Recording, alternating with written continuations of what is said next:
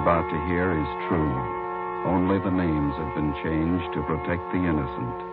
Fatima Cigarettes, best of all long cigarettes, brings you Dragnet.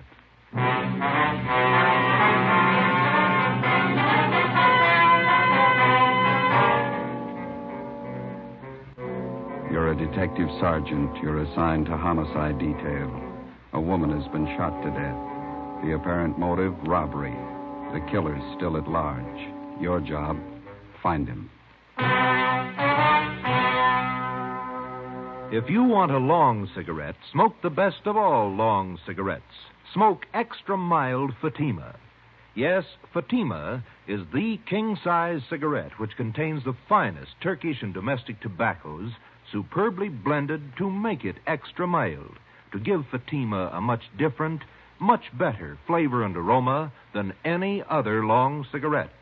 That's why Fatima has more than doubled its smokers coast to coast. Enjoy extra mild Fatima yourself.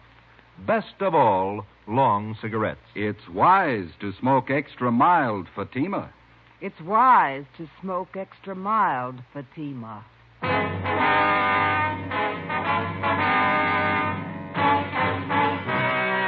Dragnet, the documented drama of an actual crime. For the next 30 minutes, in cooperation with the Los Angeles Police Department, you will travel step by step on the side of the law through an actual case transcribed from official police files. From beginning to end, from crime to punishment, Dragnet is the story of your police force in action. It was Friday, March 16th. It was damp in Los Angeles. We were working the night watch out of homicide. My partner's Ben Romero. The boss is Thad Brown, chief of detectives. My name's Friday. It was 11:45 p.m. when we got to where we'd parked our car. 2nd and Main. Couple of drops on the windshield. Yeah, I hope it holds off. I was thinking of going out to see the Cubs and Pirates play an exhibition game tomorrow. Guess maybe now I won't. You might be lucky. What's the weatherman say? I don't know. Get the radio on. It's a slow night. Yeah. Might not be tomorrow night. What? March 17th, isn't it? Oh, yeah. 62A, Collier Station. All units in vicinity of 102 South Virgil, 211 and shooting, code 3. It's a hot one. All units in vicinity of Southwest 102 Street. South Virgil, 211 and shooting, code 3. Unit 13, take the call. Happy St. Patrick's Day. 11:58 p.m. We arrived at 102 South Virgil, the Bartlett Hotel, a 4-story building. Sergeant Scheimer met us in the lobby and informed us that the shooting took place at 11:40 p.m. in room 432, occupied by Mr. and Mrs. Theodore V. Benham. Mrs. Benham was the victim. We went up to the 4th floor where Officer McCready was stationed outside the room. Any witnesses? Only Benham says it was a thief. You talk to any of the people on this floor? None of them saw anything. They're all in their rooms. Any other way out of here? That stairway in the rear leads to the roof. I took a look. Nothing up there. Mm-hmm. Where's Benham? Across the hall, lying down. Cox is with him. Okay, let's look at the body. We went into the room, a dreary place with a single light hanging from the center of the ceiling. The carpet was faded and worn in spots. On the north side were a closet and a bathroom. Against the east wall was a dresser. Across the room was a double bed, and at the foot of the bed, a window looking out over the roofs of adjoining buildings and the marquee of a movie house down the street. A steamer trunk was in the corner, and a straight-back chair was next to the door. The mirror of the dresser was smashed, and on the dresser, a Gideon Bible. On the bed was the body of a woman sprawled face down. There were several splotches of blood on her coat. In the chair was a .32-20 revolver, which McCready said belonged to Benham, the husband of the murdered woman. We asked McCready to put in a call to the crime lab, and we went across the hall to question Benham. This is an awful shock. I'm not feeling well. I'm under doctor's care. Hemophilia. It's an awful shock. Sit down, please. Yes. I don't know what it'll do to me. I should be in a sanitarium right now. We'll see you're taken care of. Lincoln Sanitarium in Eagle Rock. Could you tell us what happened tonight? Why, yes. My wife and I went out to the Sycamore Cafe over in Alvarado. What time was that? Oh, about 9:30. We had a couple of drinks and something to eat, listened to a piano player, then came home. I unlocked the door, and Elizabeth went in first and went over to the dresser. I just walked over to her when a man stepped out of the closet in back of us. He had a gun. Mm-hmm. Can you describe him? I don't know. Did you see his face? No. He had a blue bandana over his face, and he had a cap on, a blue and white check. Did you notice his clothes? No, I didn't. Anything else? He seemed very nervous, and he wasn't holding the gun still. My wife was opening her purse, and I said, well, I haven't got very much, but I'll give you what we have. And he fired and hit Elizabeth. I pulled my gun from my overcoat and started shooting. Are you in the habit of carrying a gun? No, I'd noticed suspicious-looking men following me lately, so I bought one. Is this the gun here? Yes. Then what happened? Well, I fired all the bullets. I don't know how I missed. The room was small. He kept moving around all the time. Mm-hmm. But I guess I did miss. Then he ran out of the room. About how old would you say this man was? Officer, I haven't the faintest idea. See you a minute, Sergeant. Sure. We'll be back, Mr. Benham. This has been an awful shock to me.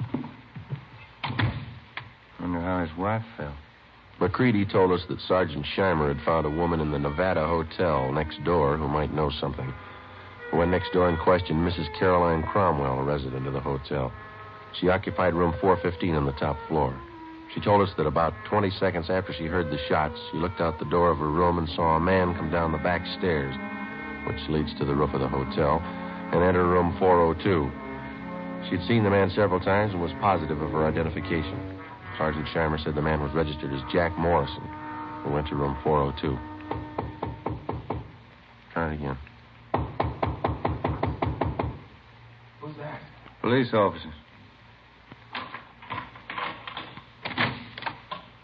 What do you want? I'd like to ask a couple of questions. I was going to bed. We'd like to talk to you. Won't take very long. All right. What do you want to know? How long you been in your room? About 10 minutes. Why? Where were you? To the movie? Which one? Right down the street. Why are you asking me all these questions? You been drinking? A little. Not much. Mind if we look around a little? I was out all the time. I didn't know nothing about a shooting. And you won't mind if we look around. You won't find nothing here. These all the clothes you've got? Yeah? Is this your coat? Yeah. Yo. Mm-hmm. You wearing this tonight, were you? No. It's the only coat in the closet. What'd you do with the coat you were wearing? Guess I was wearing that one. Did you spill it? What? The bottle of whiskey? It broke. How? How do I know? You got a hole here in the sleeve. What'd you do with the broken bottle? Threw it away. Where? I don't know. On the street. Yo, I found something. A shirt. Stuck down between the wall and the bathtub. Looks like blood on it. Is this yours? Where's the shirt you wore tonight? Take off your pajama top. Why? Take it off. All right. But I didn't have nothing to do with that shooting next door. What happened to your arm? Guy shot at me. Who? I don't know. I bought a bottle and had a couple of drinks and went to the movie for a little while. Would you mind moving away from the bed, please? No. Thank you. I came out of the movie because I was getting dizzy, and I went up on the roof here to get some air. While I was standing there, a guy ran across the roof and shot at me. What'd the man look like? I don't know. He came from the roof of the hotel next door and ran into this place. How big was he? It was dark. I couldn't see. What'd you do? Well, after I was sure he was gone, I came down. I was going to have my arm fixed in the morning. Better get your clothes on. Why? Well, you got a pretty bad arm. You better have it fixed up. We'll take you to George Street Receiving Hospital. It's all right. I don't have to go there. Find anything, Ben? No? You got a clean shirt? No. Well, you better wear your pajama top then. Oh, here's something. What did you say your name is? Jack Morris? Here's a card I found in the closet. It says, Tommy Kane, report for work, Joe's Cafe, 8 o'clock, March 1st. Who's Tommy Kane? That's me. Where are you from? Elgin, Illinois. How old are you? I'm 22. Why'd you leave Elgin? No work. I've been bumming around. You ever been arrested? I was picked up on a vague charge a month ago. Here? Yeah. I don't know why you guys are bothering with me. When somebody gets shot, we bother. 1:30 a.m. We took Kane to Georgia Street Receiving Hospital, where they found that a muscle in his upper right arm had been severed and the right side of his chest was bruised. Before taking him to Ward 1300 General Hospital for further treatment, we took him back to the roof of the Nevada Hotel. Still trying to rain. Yeah.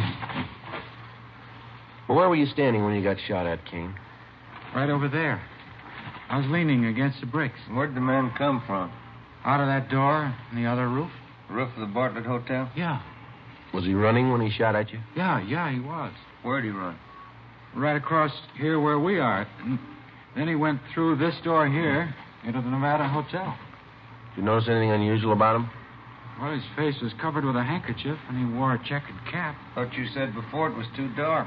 Oh, I could see that. I mean, I could see that. I couldn't see his face. And you were standing over there by the parapet? Yeah. About here? Yeah, that's it.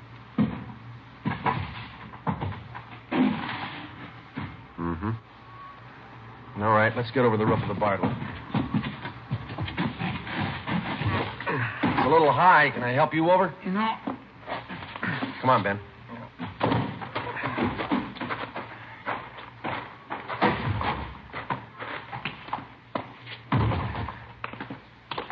You ever been in this hotel before, Kane? No. Everything all right, McCready? Yeah. Crime lab's here, checking the murder room. Benham awake? I think so. Mr. Benham, Yes? mind if we come in? Of course not. You ever seen this man before? Let me see. Can you stand over there in the light? My eyes aren't as good as they used to be. Okay. Move over there. How's that? That's better. This the man who shot your wife? No, that's not the man. We left instructions for another car to take Theodore Benham to the Lincoln Sanitarium in Eagle Rock. We took Kane to Ward 1300 General Hospital. 2:42 a.m. We arrived back at the Bartlett Hotel, where police chemist Ray Pinker had finished his examination. 3 slugs, .38 caliber, and 5 slugs, .32-20, were found in the mattress and the walls, all on the same side of the room. On the floor of the room were found a piece of white cloth and some brown threads. Ray Pinker returned to the crime lab while Ben and I made a search of both hotels, the incinerators, the alley, and all likely places for the missing .38. It was not found. 3:48 a.m. Ben went to the record bureau to check on any possible criminal record Kane might have had. I went to the crime lab to see what Ray Pinker had found. Nothing on this one. It's been a clean miss. And nothing on these 4 .32-20s. Mm-hmm. Where'd you find those? Dug the .38 out of the window frame. 32-20s are in the south and east walls. How about the others here? Well, on these 2 .38 slugs, I found minute portions of threads. They compare with the dress and coat one of the deceased. Mm-hmm. Hi. Hey, Ben. I checked Kane's record. He told the truth. Nothing more than a vague charge, huh? No. How's this coming? There's threads on 2 of the .38 slugs. And on one of the 32-20s. Same kind of threads? Yeah, same kind. 32-20. That's the gun Benham used. Yeah. Did you check the cloth yet? I will right now. Benham must have been shooting an awful while. Where'd you find that .32-20 slug, Ray?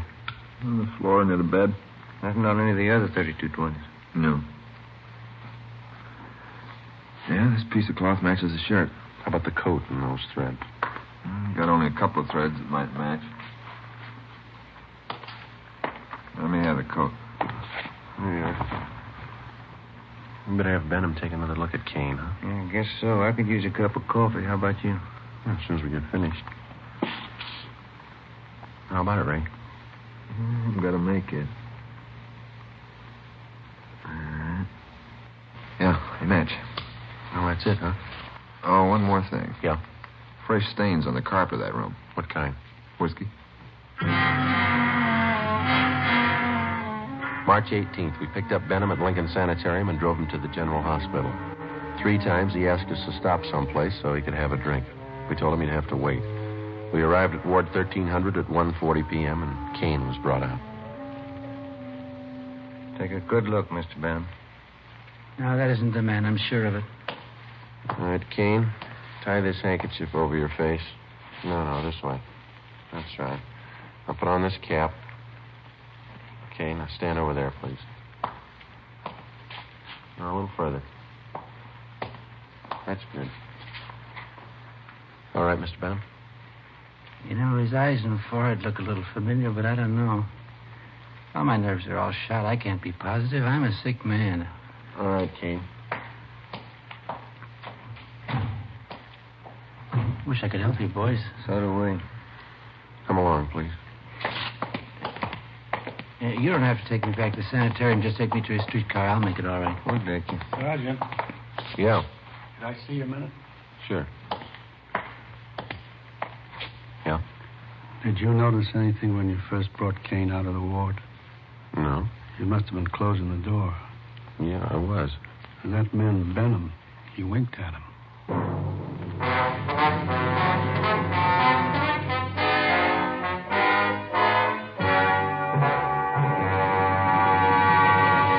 You are listening to Dragnet, the case history of a police investigation presented in the public interest by Fatima Cigarettes. If you smoke a long cigarette, it will be in your interest to listen to a typical case history of a Fatima smoker. It's the case of Dick Hyland, sports columnist for one of the great Los Angeles newspapers. This is his actual signed statement. Do I smoke a lot when I'm reporting a close ball game? You bet I do. Do I still enjoy smoking when the game's over? Right again. Because I smoke a mild cigarette, Fatima. No other king-size cigarette tastes so good, is as mild as Fatima. I agree it's wise to smoke extra mild Fatima. And so do more and more smokers every day.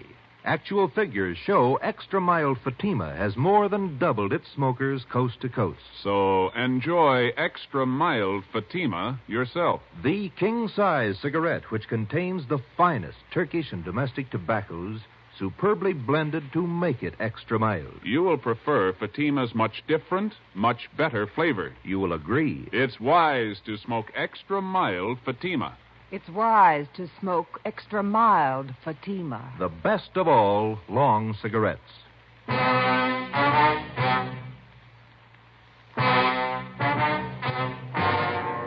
We took Benham back to his sanitarium. On the way, he asked if he could be excused from testifying at the inquest and preliminary hearing. We told him it couldn't be done. 7 p.m. Ben and I returned to the general hospital and took Kane into a small room adjoining the prison ward. After 3 hours of interrogation, he stuck to his story. Cigarette, Kane? Thanks. How's the arm? All right. Hurts a little now. When you guys going home? When we get a straight story. I've been telling you all I know. Yeah, you've been telling us the same story for 2 days, but it doesn't hold water. What do you mean? How do you account for the fact that parts of your clothing were found in that room? I told you before. You must have made a mistake. No, it's no mistake. And Mr. Benham's starting to think he recognizes you. What? Why'd he wink at you? He didn't wink at me. We got somebody here who saw him. And he seems to think whoever did the shooting didn't take the gun with him. When we drove him back to the sanitarium, he asked us if we found it yet. He thinks we will. How long has Benham lived in L.A.? A long time. How long? Why do you want to know how long he's lived here? Is the dead woman really his wife? Well, certainly she's his wife. Why? Where's he been since the shooting? In a sanitarium in Eagle Rock. What's the matter with him? Hemophilia. You know what that is? No.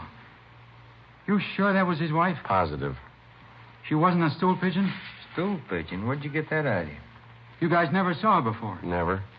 You never heard of her? Kane, what's eating you? Did you check on her? We always do. You don't make mistakes on anything like that, do you? No. Look, she was a pretty nice woman from all we could find out. Happily married for 30 years. Something's wrong. What, Kane? What's wrong? Oh, setup. Yeah? Yeah. What'd Benham say about me? We told you. He says you look a little bit like the man. Did you say anything else? He winked at you, Kane. Why? She wasn't a bad-looking woman. Wasn't she, Kane? All right, now how about it? You guys swear that was his wife? Yeah. Okay, I'll tell you where the 38 is. Where?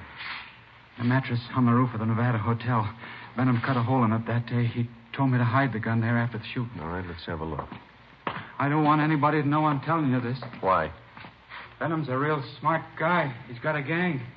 He's in on it as much as I am. Yeah? He double-crossed me. He tried to kill me.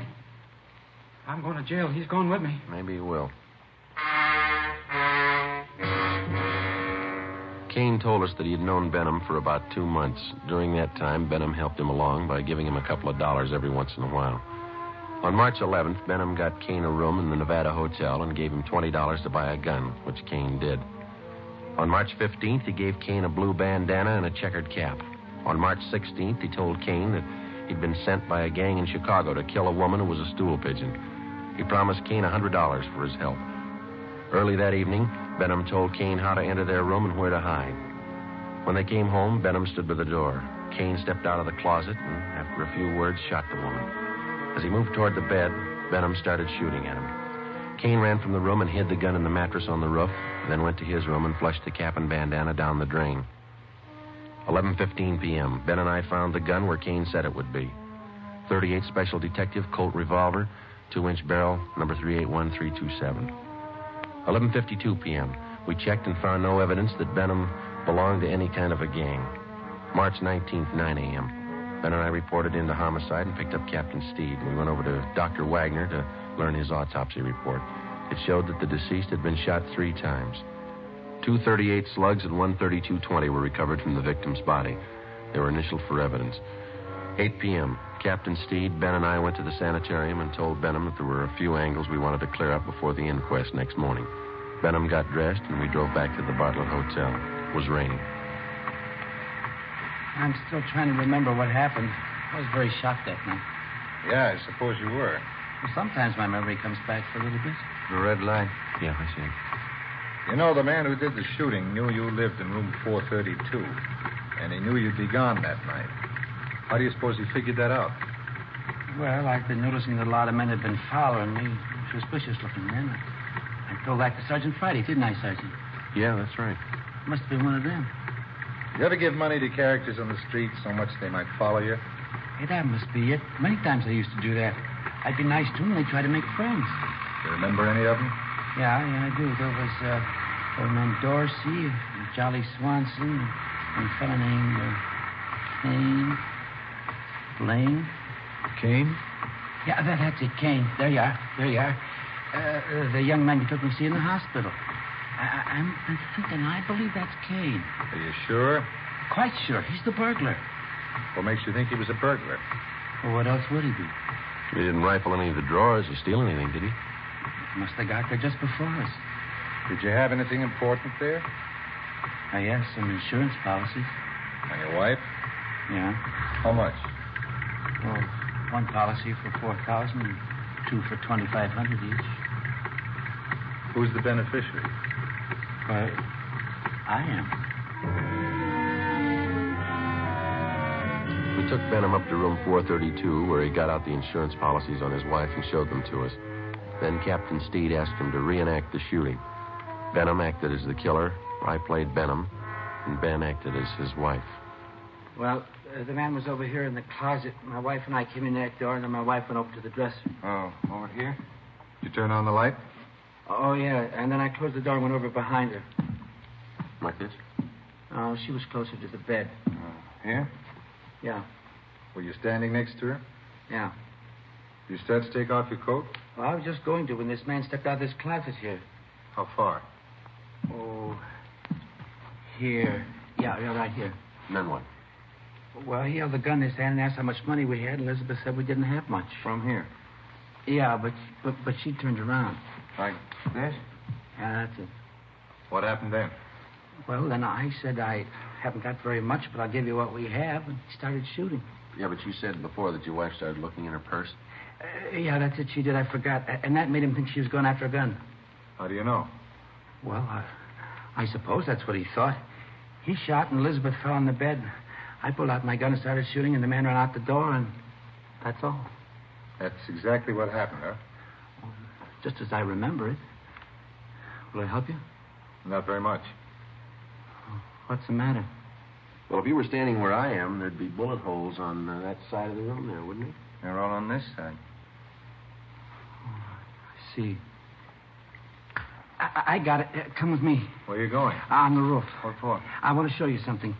It's raining. There are 2 umbrellas in the closet. I'll get them. Why do you want to go up there? I think I know where that gun might be hidden. I'll bet it's there. Here, you take this umbrella. Thanks. We'll take this one, Captain. Let's go.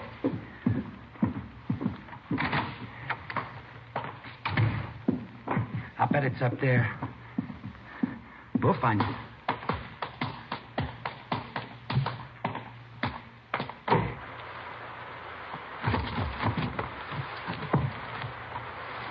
You got your flashlight, Ben? Yeah. Should be around here somewhere. What? The mattress. My wife used to take sunbaths on it. Where would it be? Oh, just about here. I don't see any. You sure it's up here? I bet it's on the next roof. Didn't you say Kane lived in that hotel? He probably moved it. Hey, flash your light over there behind that elevator shaft. There? Yeah, there. You see it? We have to climb over this parapet to get on the other roof. Watch it, Cap. It's pretty slippery. Okay. Yeah, it is slippery.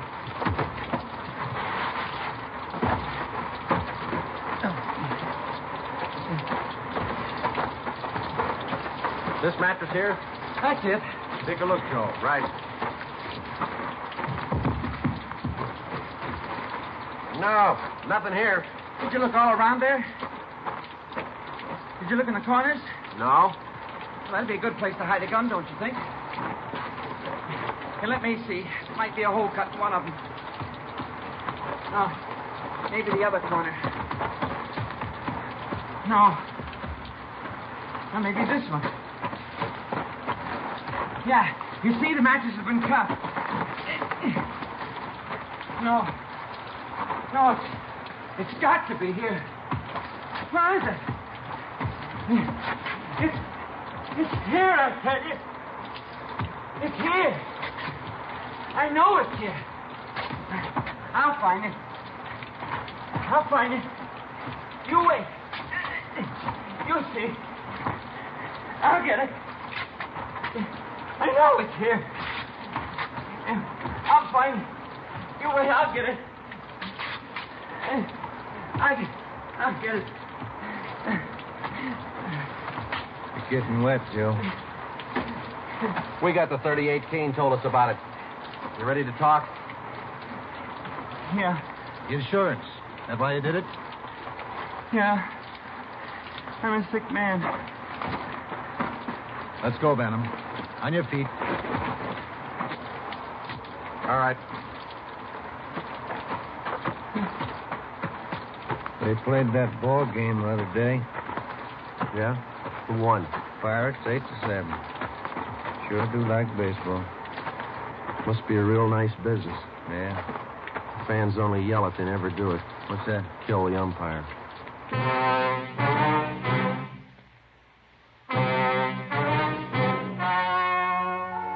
The story you have just heard was true. Only the names were changed to protect the innocent. On July 2nd, trial was held in Superior Court, Department 89, City and County of Los Angeles, State of California. In a moment, the results of that trial. It's amazing how many long cigarette smokers are changing to extra mild Fatima. Here is the actual report. From coast to coast, extra mild Fatima has more than doubled its smokers. Yes, more and more smokers every day are discovering that Fatima is the king-size cigarette that is extra mild. Extra mild because it contains the finest Turkish and domestic tobaccos superbly blended to make it extra mild, to give it a much different, much better flavor and aroma. Enjoy extra mild Fatima yourself. Best of all long cigarettes. It's wise to smoke extra mild Fatima. It's wise to smoke extra mild Fatima.